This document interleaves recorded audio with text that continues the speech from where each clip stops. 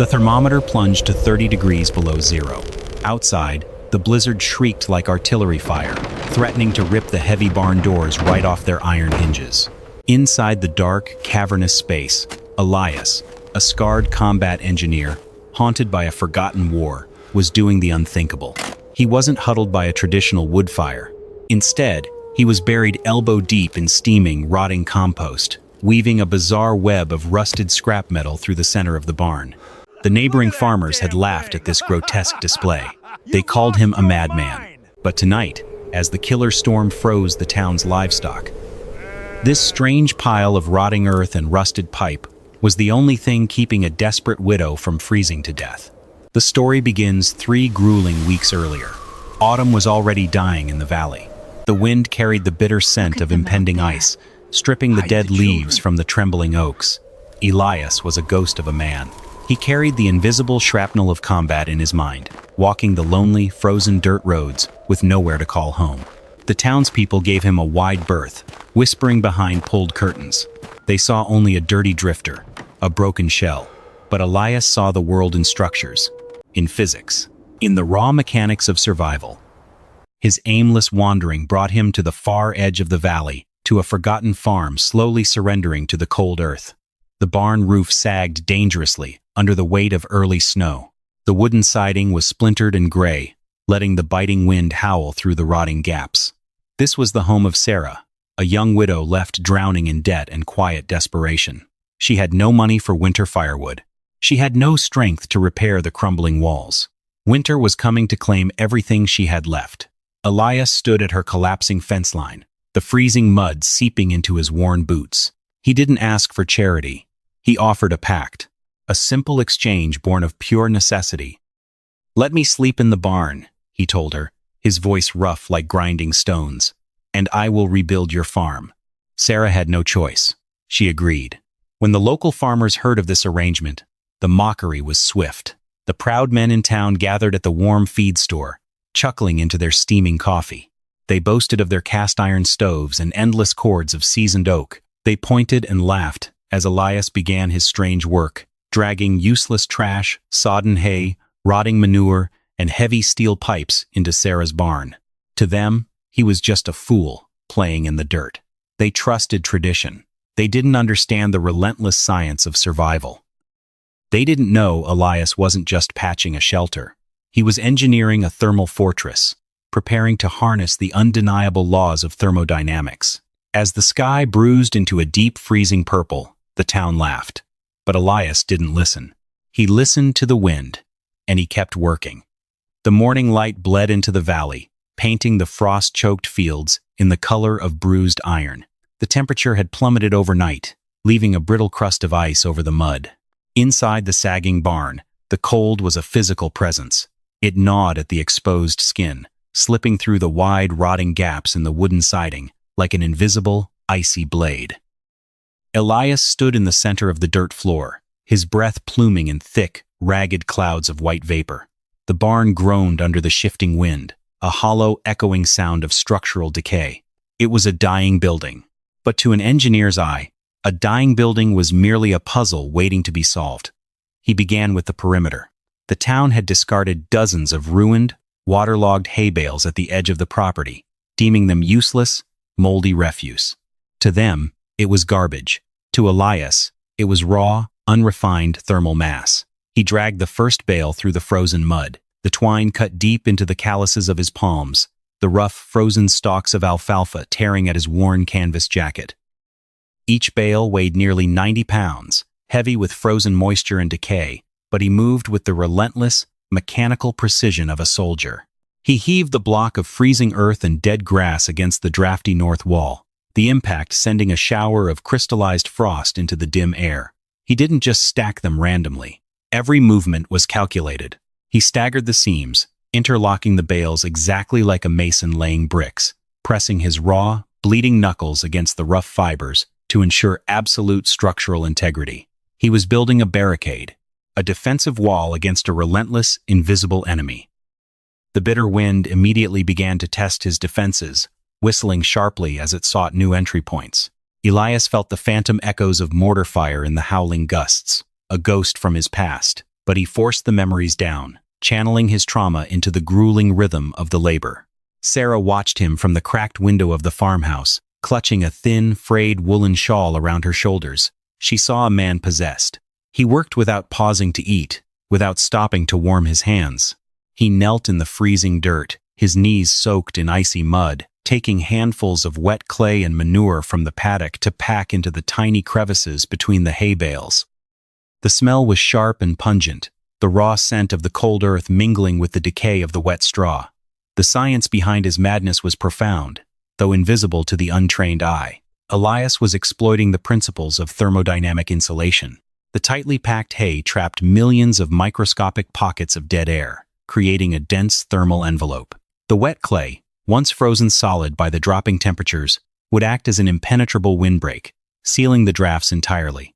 It was an ancient, brutal method of survival, born of trench warfare and improvised wilderness shelters. His fingers grew numb, the skin turning a sickly, pale blue, but he ignored the dull, throbbing ache. He pounded the clay into the cracks, sealing the barn from the ground up, turning the fragile wooden skeleton into a thick, heavily insulated bunker. By mid-afternoon, the deafening roar of a heavy diesel engine shattered the quiet isolation of the farm. A massive, modern tractor rolled down the adjacent road, its heated cabin glowing with dashboard lights. It was Miller, the wealthiest farmer in the county, a man who measured security in gallons of propane and brand-new machinery. Miller slowed his tractor, rolling down his insulated window, letting the biting wind carry his booming, mocking laughter across the frozen fence line. "Building a grave for the winter soldier?" Miller shouted, his voice dripping with arrogant amusement. "That rotten hay isn't going to stop a blizzard. You're going to freeze that poor woman to death. Let the bank take the farm and walk away before you both end up as icicles." Elias didn't stop working. He didn't even look up. He felt the vibration of the heavy tractor in the soles of his boots, heard the mocking laughter fade as the engine revved and drove away. Miller trusted his electric grid. He trusted his automated heaters. He had never seen what happens when the wires snap under 2 inches of solid ice. Elias had. He knew that when the grid failed, the modern man was instantly reduced to prey. He picked up another heavy, frozen bale, his muscles burning with lactic acid, the frost clinging to his dark beard. He slammed the bale into place, locking it into the defensive wall. Let them laugh, he thought, staring at the darkening, ominous sky. The horizon was turning a sickly, bruised black. The true monster was coming, and when it arrived, all the money and modern machinery in the valley wouldn't buy them a single degree of warmth. The perimeter was sealed, but insulation merely traps heat, it does not create it. Without a radiant core, the barn would still become a freezing tomb. Elias needed a furnace. Not a traditional wood stove that devoured chopped oak and demanded constant, exhausting attention, but a self-sustaining engine. He walked away from the barn, his boots breaking through the brittle, frozen crust of the mud, pulling a rusted, heavy iron wheelbarrow toward the ruins of a collapsed silo. The afternoon air was so profoundly cold it burned the back of his throat, tasting of metallic winter ozone and impending snow. Under the jagged, collapsed sheet metal of the silo lay a massive, forgotten pile of decaying wood chips, rotting autumn leaves, and old horse manure. To a rational observer, it was a foul, festering mound of agricultural filth. To a combat engineer trained in extreme wilderness survival, it was a dormant, biological reactor waiting to be ignited. Elias drove a heavy, rusted pitchfork into the solid, frozen crust of the mound. His shoulders screamed in protest as he leveraged his entire body weight against the wooden handle, finally snapping the icy shell. Beneath the frozen exterior, the dark, damp center was a different world. A faint, ghostly wisp of steam immediately curled up into the freezing air. It was alive. The underlying science was entirely biological. Billions of microscopic aerobic bacteria relentlessly breaking down the organic matter, triggering a slow, unstoppable exothermic reaction. He began shoveling. The physical toll was immense. He loaded the heavy, pungently sweet and sour earth into the wheelbarrow, the muscles in his back pulling and straining against the relentless, freezing temperatures. Back in the dim, shadowed center of the barn, Elias began to construct the core. He dumped the heavy loads of earth and decay, forming a massive, precisely measured circular mound on the packed dirt floor. The farmhouse door creaked open, and Sarah stepped out into the howling wind, her thin, frayed woolen shawl offering absolutely no protection against the biting chill. She cautiously approached the open barn doors, the sharp, stinging scent of ammonia and damp, rotting earth hitting her nostrils instantly. She had heard the town's cruel whispers. She expected to see the chaotic mess of a madman. Instead, she saw extreme, calculating geometry. Elias wasn't merely throwing dirt into a random pile. He was meticulously layering the fuel. 6 inches of wood chips, 6 inches of manure, then water. He hauled freezing water from the old hand pump well, saturating each layer until the pile reached the exact, heavy dampness of a wrung-out sponge. He was feeding the microscopic life inside the dirt, engineering the absolute perfect environment for rapid thermal decay. Sarah stood in the doorway, watching his raw, bleeding hands, noticing the deep splits in his knuckles from the freezing moisture. She didn't speak a single word of doubt. She didn't question his sanity. She simply walked over, picked up a spare, heavy galvanized steel bucket, stepped back out into the freezing wind, and began hauling water to help him. It was a silent, powerful pact. The mockery of the distant town felt entirely irrelevant, completely replaced by the primitive, brutal, and shared rhythm of survival. The sky above the valley continued to darken, the low-hanging clouds turning a thick, suffocating charcoal gray. The temperature dropped another 5 degrees in an hour, freezing the beads of sweat directly to Elias's forehead. Now came the circulatory system of his strange machine. From the farm's forgotten irrigation scrap pile, Elias dragged a twisted, heavy tangle of salvaged copper tubing and thick black PVC piping. The metal was agonizingly cold, pulling the heat from his hands, biting through his thin canvas gloves like liquid nitrogen. He knelt in the dirt, wrestling with the stiff, freezing metal. He coiled the thick copper tubing tightly, creating a dense, spiraling metallic spine that resembled the inner workings of a massive still. With agonizing slowness, he buried the coiled pipe directly into the center of the steaming, damp compost mound, packing the rotting earth incredibly tight around the metal framework.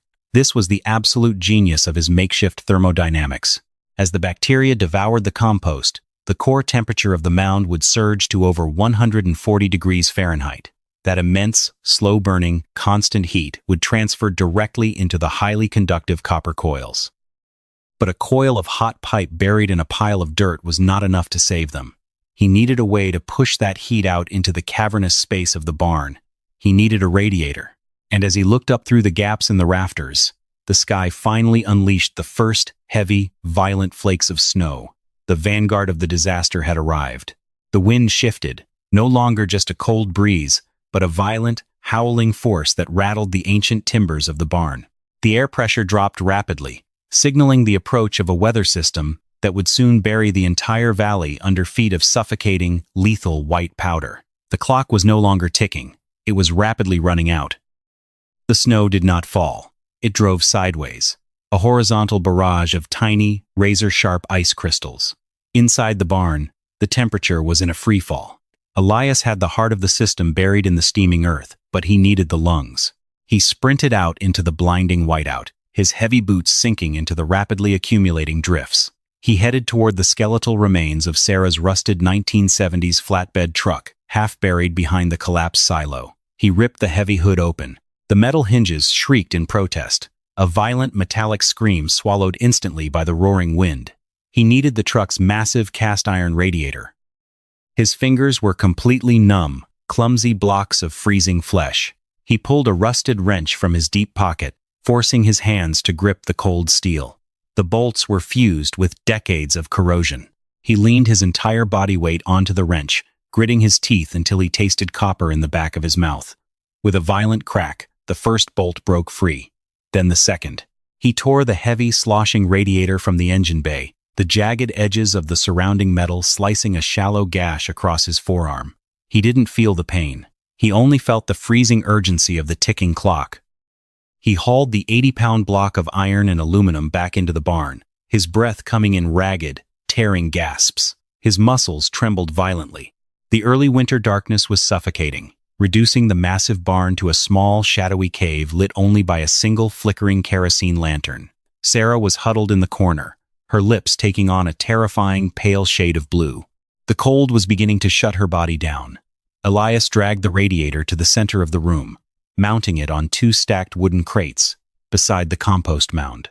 Now came the most critical phase, the connection. He took the thick PVC piping that led from the buried copper coils and clamped it onto the bottom inlet of the radiator. He ran a second line from the top of the radiator back down into the earth. It was a closed, continuous loop. The tactical science was passive convection, an unbreakable physical law called a thermosiphon. As the compost heated the water in the buried copper, the liquid would expand and naturally rise, pushing its way up into the radiator. As the radiator bled the heat into the freezing barn, the water would cool, become heavy, and sink back down into the earth to be boiled all over again. No electricity, no pumps, just gravity and heat. But first, he had to fill the dry loop. Sarah brought the final bucket of water from the well. The surface of the water was already skimming with brittle ice.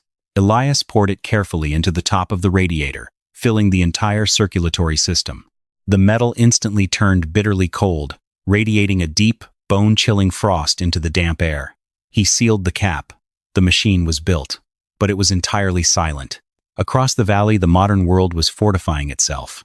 The distant hum of Miller's massive diesel generator echoed through the howling storm. The town was ablaze with electric lights, their glowing windows mocking the absolute darkness of Sarah's farm.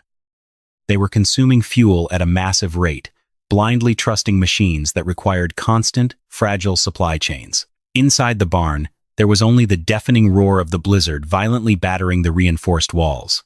The hay bales held firm, blocking the deadly wind, but the internal temperature was still well below freezing. Elias sat exhausted on an overturned bucket, his clothes soaked in freezing mud and sweat. He watched the heavy iron radiator. 5 minutes passed. 10 minutes. Nothing. Sarah wrapped her arms tightly around her chest, her teeth chattering so violently it sounded like breaking glass. The doubt crept into the shadows. Had he packed the dirt too tightly? Was the compost too frozen to ignite the biological reaction? The cold was a physical weight, pressing down on their lungs, threatening to drag them into a deep, endless sleep. Elias stared at the dark, wet mound of earth. He removed his blood-stained glove and pressed his bare hand against the freezing iron of the radiator. He closed his eyes. The wind shrieked, a high-pitched, terrifying wail that shook the very foundations of the barn. They were entirely cut off from the world.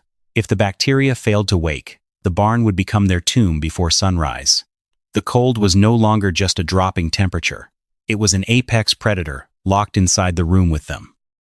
It crawled deliberately across the packed dirt floor, seeking out the slightest source of warmth, freezing the puddles of spilled water into hard, glassy slicks. Sarah was curled into a tight, agonizing ball on a pile of dry, moth-eaten horse blankets. Her breathing was dangerously shallow. Every exhale was a weak, crystalline puff that hung suspended in the stagnant, freezing air. Elias watched, his heart heavy with dread, as frost physically manifested on the dark woolen collar of her thin jacket. He knew the grim, clinical symptoms of severe hypothermia. He had watched it claim good men in the high-altitude deserts of his combat deployments. First, the body fights back with violent, bone-rattling shivering, but then the shivering stops. A terrifying, lethargic warmth floods the brain, tricking the victim into a peaceful, heavy sleep that they never wake from. Sarah was dangerously close to that edge. Her shivering was slowing down, her movements becoming sluggish and uncoordinated. The town's cruel, mocking prophecy was on the verge of coming true. They were going to freeze. Elias paced the short length of the floor, his heavy, mud-caked boots crunching loudly on the frozen earth. He traced the path of the thick black PVC pipe with his eyes, staring at the point where it vanished into the steaming mound of compost.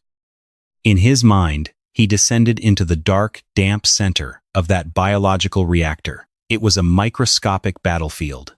The dormant, frozen aerobic bacteria were slowly thawing, fighting to multiply in the wet, carbon-rich environment. They required time to colonize, to eat, and to generate heat. But time was the one single resource Elias could not scavenge from the ruined farm. Outside, the blizzard escalated into a blinding, white hurricane. The wind battered the heavy hay bales with the brute force of a freight train. The ancient, splintering wooden beams high above them groaned in sheer agony. shedding a constant, ghostly snowfall of dust and dry rot onto their heads. If he hadn't spent the grueling hours insulating the walls with wet clay and ruined hay, the wind would have stripped the life from them long before midnight. The barricade was holding firm. The thermal envelope was secure. But it was just a waiting game, a brutal, agonizing staring contest with death in the dark. Elias knelt beside the massive, unmoving iron radiator. He pulled off his canvas glove, revealing raw, bleeding knuckles. He laid his scarred, calloused palm flat against the rusted, unforgiving metal. It was like pressing his flesh against a block of solid, dry ice. The cold seared his nerve endings instantly, sending a shockwave of pain up his arm, threatening to permanently damage his skin. He didn't pull his hand away. He gritted his teeth, closed his eyes, and focused every ounce of his sensory perception onto the surface of the iron. 10 more agonizing minutes dragged by in total silence. The kerosene lantern flickered, the fuel running dangerously low, casting long, dancing, skeletal shadows across the cavernous barn walls. The absolute isolation of the moment was crushing. They were entirely cut off from the arrogant, glowing town across the valley. Then, he felt it. It wasn't a sudden, dramatic blast of heat. It was infinitely more subtle. A shift. A tiny, microscopic change in the aggressive density of the cold. He pressed his palm harder against the iron. The metal wasn't burning hot, but the vicious, biting frost was retreating. The iron was neutralizing. The temperature of the thick metal was slowly climbing from -10, crossing the zero threshold, inching its way toward the freezing point. Inside the damp, rotting earth, the biological engine had finally ignited. Billions of microscopic organisms were devouring the decaying matter, rapidly multiplying, generating tiny, compounding fractions of thermal energy. That raw heat was transferring into the buried copper coils, violently expanding the water, forcing it upward through the dense PVC pipe. Elias heard a sound, a quiet, deep, hollow gurgle, echoing deep inside the plumbing. He opened his eyes. He stared at the heavy iron radiator. Near the bottom inlet, a single, perfect drop of water formed on the frozen, frosted exterior of the metal. It swelled, caught the dim, flickering orange light of the dying lantern, and slowly traced a wet, dark line down the rusted iron. Condensation. The heavy iron suddenly gave a sharp, metallic ping as the internal temperature forced the dense metal to physically expand. Elias turned his head, his breath catching painfully in his throat. He looked at Sarah's motionless form in the shadows. "Wake up," he whispered, his voice cracking with exhaustion and raw hope. "It's alive." But outside, the true, catastrophic fury of the storm was only just arriving, preparing to test his makeshift machine with a terrifying wind chill that was about to shatter a 50-year record. The blizzard reached its terrifying apex just after 2 in the morning. This wasn't merely a winter storm. It was a localized atmospheric extinction event. The violent wind shear ripped across the valley floor at 80 miles per hour. The temperature plunged to a staggering 30 degrees below zero, dropping the actual wind chill into the lethal -50s. At this temperature, exposed human skin would freeze completely solid in under 90 seconds. The air itself seemed to shatter, carrying billions of razor-sharp ice crystals that acted like a relentless sandblaster against anything standing upright. The massive, ancient oak trees lining the county road simply exploded in the dark. Their internal sap, violently frozen in their deep wooden veins, expanded until the massive trunks splintered open with a deafening sound like artillery fire. Inside the barn, the acoustic violence was absolute. The ancient wooden roof shrieked in agony as thousands of pounds of rapidly accumulating snow pressed down heavily on the rotting beams. The wind battered the north wall, searching relentlessly for a way inside, hungry for the fragile human warmth hidden within. But it hit a literal brick wall of applied physics. Elias's tightly packed hay bales absorbed the massive kinetic energy of the storm. The wet clay he had painstakingly packed into the cracks had frozen into a solid, impenetrable concrete matrix. The barn was no longer a fragile wooden box. It was a hardened, thermal bunker. The deadly wind was physically denied entry.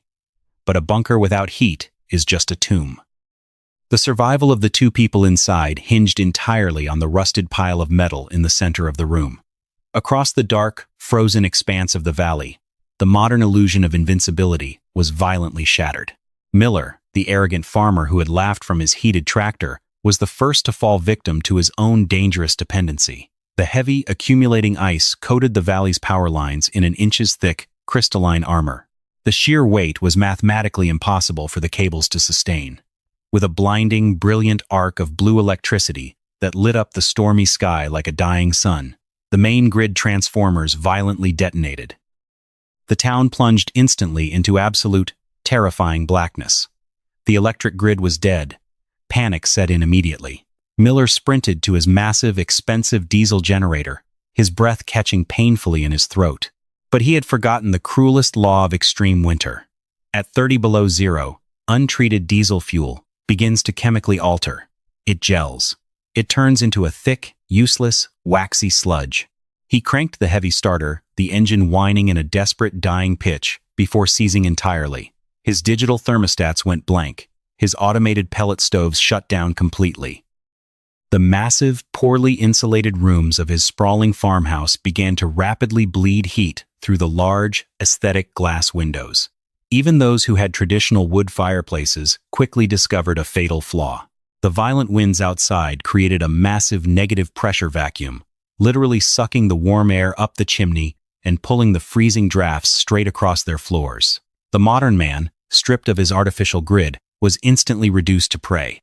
They had built their expensive homes for comfort, not for survival. They had mocked the crude earth, and now, the freezing earth was coming to claim them. In the pitch dark, Miller and his neighbors huddled under synthetic blankets, listening to their expensive copper pipes violently rupture, realizing with absolute, chilling horror that their money could not generate a single degree of warmth. Back in the dark isolation of Sarah's barn, a scientific miracle was silently unfolding. The heavy iron radiator, scavenged from a dead machine, was now roaring with life. The metallic pinging had accelerated into a steady, rhythmic, vibrating thrum. The internal thermosiphon was operating at maximum, flawless efficiency. Deep inside the rotting compost mound, the bacterial colony had reached a fever pitch, boiling the water inside the buried copper coils to a blistering 150 degrees. This superheated water violently expanded, rushing upward through the thick PVC pipe, slamming forcefully into the rusted cast-iron chambers of the truck radiator. As the freezing ambient air of the barn touched the scalding iron, the water rapidly cooled, condensed, and was pulled by heavy gravity back down into the earth to be boiled again. It was a flawless, perpetual engine of survival that required zero electricity and zero moving parts. But Elias had done more than just create a heater. He had engineered a masterful, radiant thermal trap. The brutal genius of his design lay in how the heat physically interacted with the room. A traditional wood fire creates convective heat, violently sucking cold drafts across the floor, sending all the precious warmth straight up into the ceiling. But the heavy iron radiator produced pure, heavy radiant heat. It didn't just warm the air. It blasted invisible, infrared thermal waves outward into the room. These infrared waves collided directly with the tightly packed hay bales surrounding them. Instead of escaping, the heat was absorbed by the massive density of the hay. The walls themselves were becoming warm. The insulated clay reflected the thermal energy back into the center of the room. The freezing, cavernous barn was physically transforming into a pressurized thermal bubble.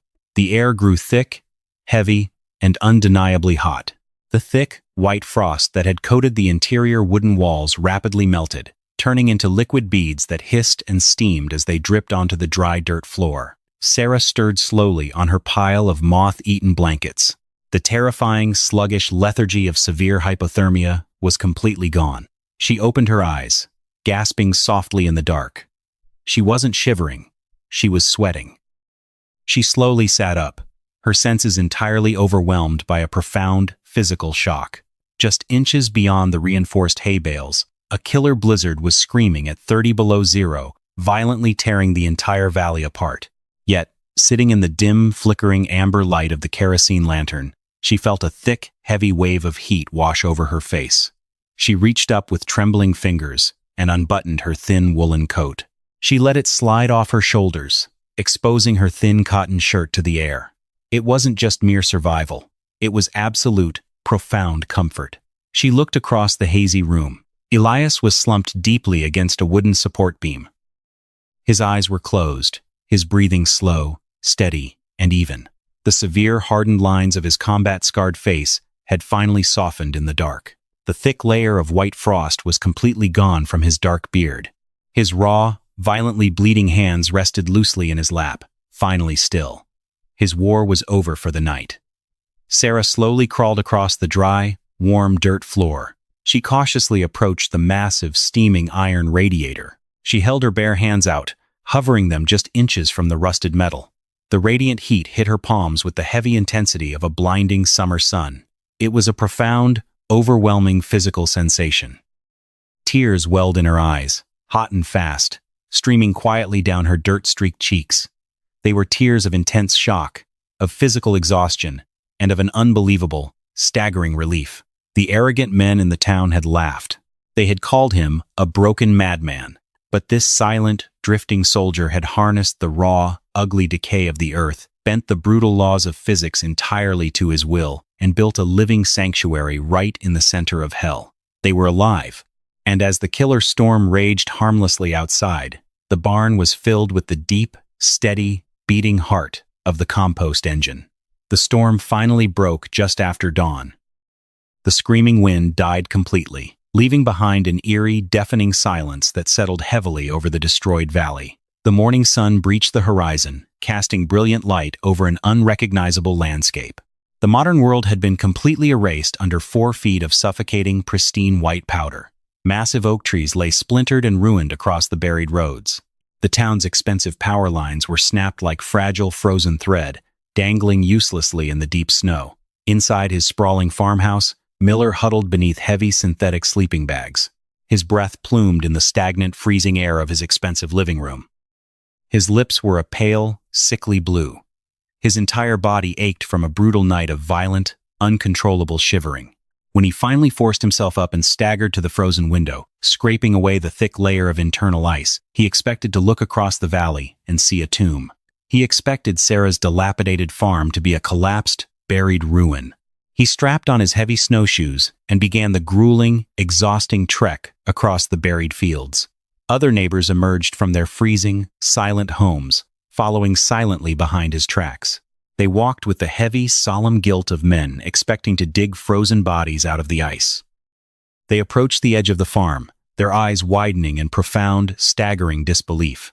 The ancient barn had not collapsed.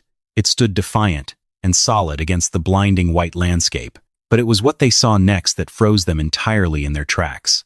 Around the exterior perimeter of the barn, the massive snowdrifts had physically melted away. A clear, distinct ring of exposed, muddy earth surrounded the walls, steaming faintly in the bitter morning air. The structural heat was so intense it had forcefully repelled the blizzard itself. Miller reached the heavy wooden doors with trembling, frostbitten hands. He pulled the rusted iron latch, expecting the hinges to be frozen solid. Instead, a thick, overwhelming wave of heavy, radiant heat blasted out into the freezing morning air. It hit the shivering men like a physical wall. The rich scent of damp earth, warm hay, and intense, blistering warmth washed over their freezing faces. They stepped into the dim, hazy light of the barn, absolutely speechless. The massive iron radiator sat in the center of the room, vibrating softly, radiating a relentless, heavy heat. Sarah sat comfortably near the steaming iron, her coat discarded entirely, holding a warm tin cup of melted snow. A calm, deep peace rested in her eyes. Elias was already awake. He was kneeling in the dirt, methodically packing more damp compost over the buried copper coils, tending to the biological engine. He didn't look up at the intruders. He didn't demand an apology or gloat at their shivering, defeated silence.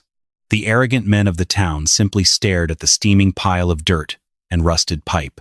In that quiet, heavy moment, they finally understood the true, brutal reality of survival. It wasn't bought with expensive generators, fragile grids, or arrogant pride. True survival was forged in relentless knowledge, in raw desperation, and in the unapologetic physics of the earth. When the modern grid fails and the deadly cold closes in, comfortable illusions become fatal traps. Only the resilient survive. If you want to master the forgotten science of true independence, if you want to learn the tactical wilderness engineering that saves lives when the world goes dark, do not leave this channel. Subscribe now, tap the notification bell, and dive straight into our next survival breakdown. Because the next storm is always gathering, and you cannot afford to be caught sleeping in the cold.